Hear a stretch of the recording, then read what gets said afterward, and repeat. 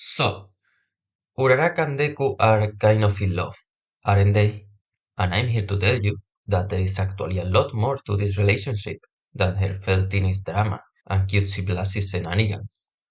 Let's start by analyzing what Deku means to Uraraka, which obviously is a lot of things, but more than anything, he's her main inspiration, her hero, if you will. When you think about it, most of the prominent characters in Class 1A have a very clear and explicit hero inspiration. The origin trio have All Might, of course, but you also have Kirishima with Red Riot and Ida with Ingenio. But Uraraka doesn't. She was a fan of 13, but it's not like she's specifically trying to follow her footsteps or anything like that. After all, to her, being a hero was just a job that she liked because she could help people and earn money for her parents, not some kind of grandiose ideal. So of course she didn't have anyone she really looked up to and modeled herself after until she met Deku, that is.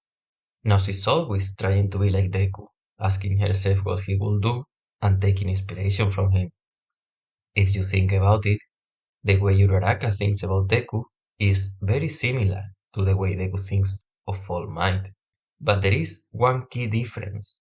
Unlike All Might, Deku isn't some larger than life figure on a pedestal, impossible to reach. When you really look at the class, it's easy to see it's actually full of special people. People that have been considered geniuses since they were 4 years old. People that come from famous hero lineages, hardcore tryhards that have been thinking about their hero name for years, people with blatantly powerful quirks, people that have always stood out. And it makes sense. That's what you'd expect from the top hero school in the country. But Uraraka isn't like that. She's just some girl from the countryside trying to get a job, with a quirk that nobody thinks is special, and mediocre grades. There is nothing special about her, and the thing is, that also goes for Deku. Sure, his quirk is very powerful, but he could barely use it at first. And even now, as Uraraka herself puts it, he has a special quirk, but he's just a regular high school boy at heart. And yet, even early on, he was more of a hero than anyone. So of course she will be driven to him in this way. After all, if this regular guy, this nerd that can barely even talk to a girl, can achieve great things, why can't she do the same? That's why the hero Uraraka looks up to the most is not All Might, or Endeavor, or Hawks, or Best Genius. It's the Deku who always does his best. Now let's move to what Uraraka means to Deku. And here I will say that the most of all, she's his savior, his hero, if you will. After all, she's the one that brings up the question in the story, who saves heroes when they are the ones in pain? And while she means it generally, and ultimately comes to a general conclusion, the reality is, every time this has been brought up, it's been about Deku, which makes sense, since Deku is the protagonist of this story about heroes. He's supposed to be the ultimate hero, this paragon of self-sacrifice. He's always saving people, no matter what that does to him. So of course him in particular will need someone that saves him, or else he deals it up, well, like he ended up. And obviously, a lot of people have saved Deku in the story. Bakugo, Todoroki, Ida, Suyu. This is a story about heroes after all. There is a lot of saving going on. But Uraraka is different because she very consistently saves Deku.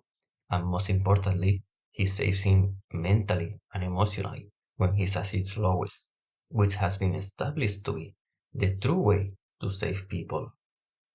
Normally, Deku is the hero. He saves everyone.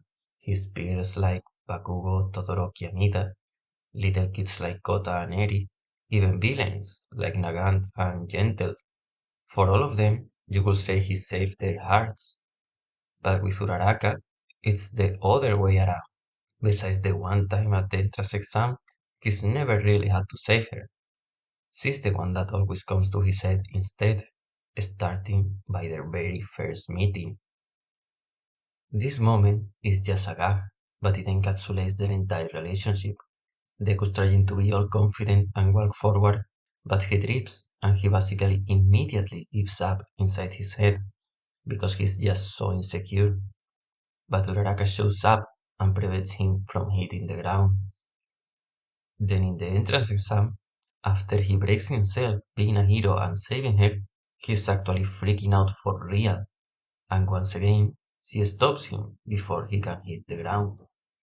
At the core, it's basically an exact copy of the previous situation, just in a much more serious context. In the battle trial, it's by relying on Uraraka that he can finally get the best of Bakugo for the first time. And not only that, she's the one to give new meaning to what was until then a cruel nickname. On both accounts, it's because of her that he can finally be the Deku who always does his best. After the race in the sports festival, Deku is again in a bad situation after doing something crazy. Since his first place, he has far more points than everybody else for the cavalry battle. So it's obvious that the best strategy is to go after him rather than be on his team. So nobody wants to team up with him. Of course, Uraraka is still willing to stick with him despite all that, and he doesn't even need to ask because he doesn't even care about the pressure. A little bit later, she shows up to interrupt Deku's little chat with Shigaraki at the mall. Now, Shigaraki wasn't really trying to kill Deku here, so it's hard to say if he was ever truly in danger, but still, this is clearly an intense situation. He's obviously scared. His finger is very close to his neck and getting closer at this moment. He needed help, and she came and helped him. When they get attacked in the forest, yet again Deku breaks himself being a hero, but he still wants to be even more of a hero and save Bakugo. Or rather, he has to be, because that's just who he is. So Uraraka does what she can to help, fixing up his broken arms and helping launch everybody alongside Suyu. In the provisional license exam, when Deku is struggling with Keimi, quote unquote, it's Zero and Uraraka that show up to help. And then in the fight with Overhaul, Uraraka and the rest of Ryukyu's team fall from above just when Deku needed it the most. Now, this moment might not seem important because ultimately the girls don't really contribute a lot to the overall fight, but this is actually the turning point of the entire arc. Before this, everything seems lost. Deku uses more power than he's ever done, and it doesn't even make a difference. And Eri goes back to Overhaul and rejects his help. Now, Deku doesn't lose hope here like in other occasions, but he's still in big trouble. And it's after Uraraka and the others show up that things begin to change. Deku can finally reach Eri, Infinite 100% happens, and all that. And why were they there in the first place? Because Deku, quote unquote, told Uraraka that he needed help. And obviously, this was actually Toga. But what she said was true. Deku did need help at that moment.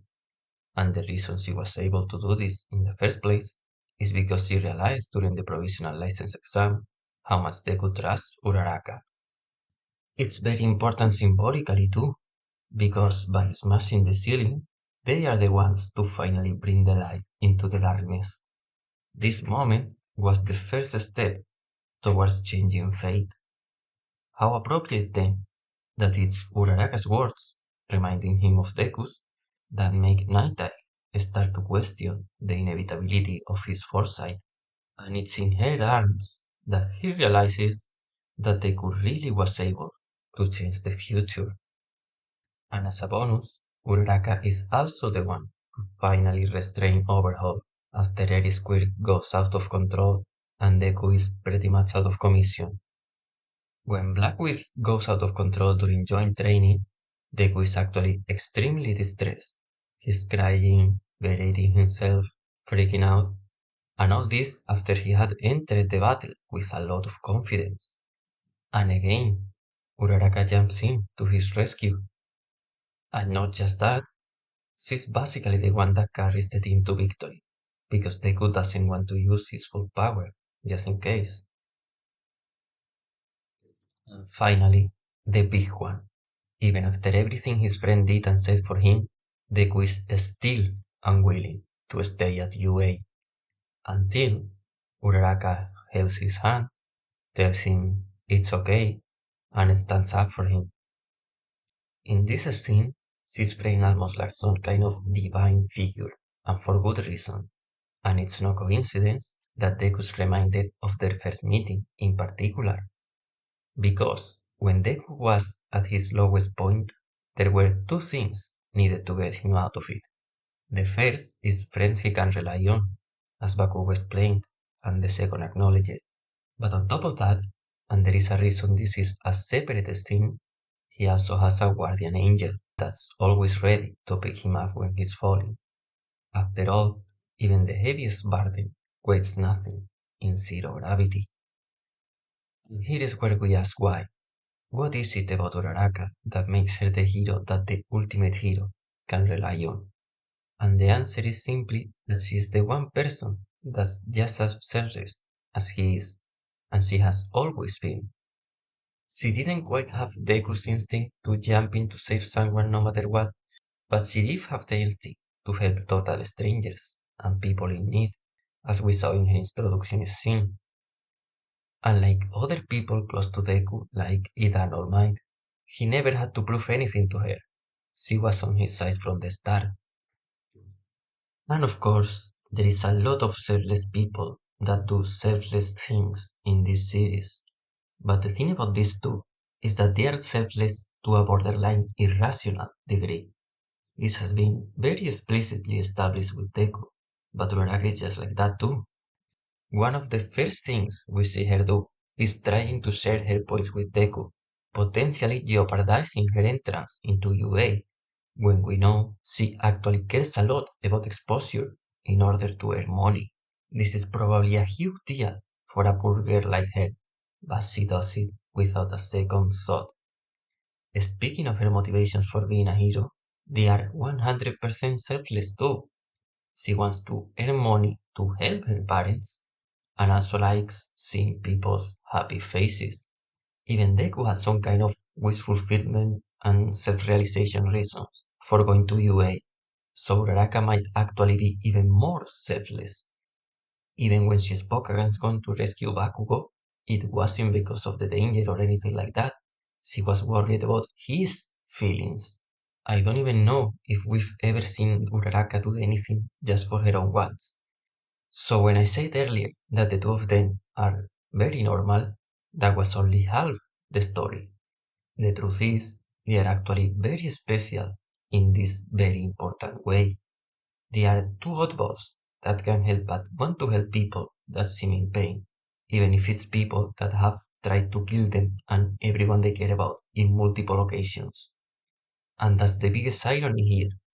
Uraraka looks up to Deku so much, she wants to be just like him. But where it truly counts, which is the heart, she was the most like him from the start. Think about that.